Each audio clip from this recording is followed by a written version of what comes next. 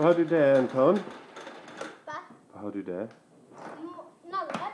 Eller spel? Ja. Hej Leo. Vem vann, Anton?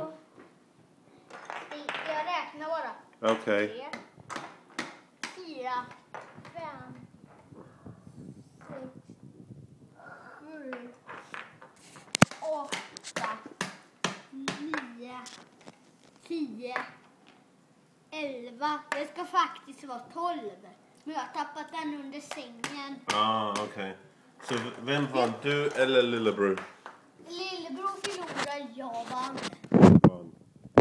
Kom igen nu. Kom igen nu Leo, nästa gång.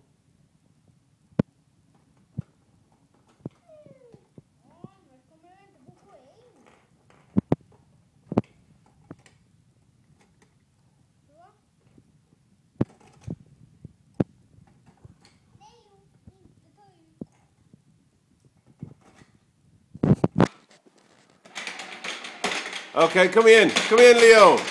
Kom igen.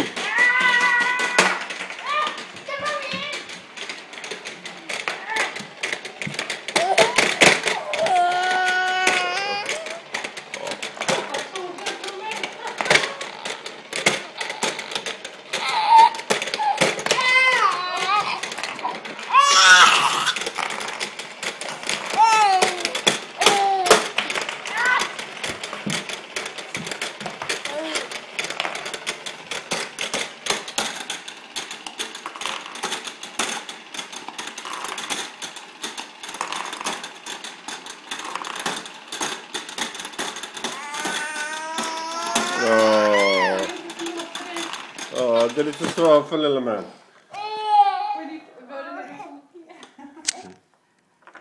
Jag hade 1, 2, 3, 4, 5, 6, 7, 8, 9, 10, 11.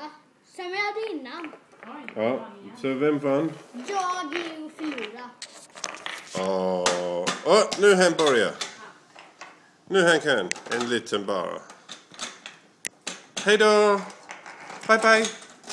Bye bye. Vi spelar en köromgång. Au. Där kan vi köra tillsammans en gång.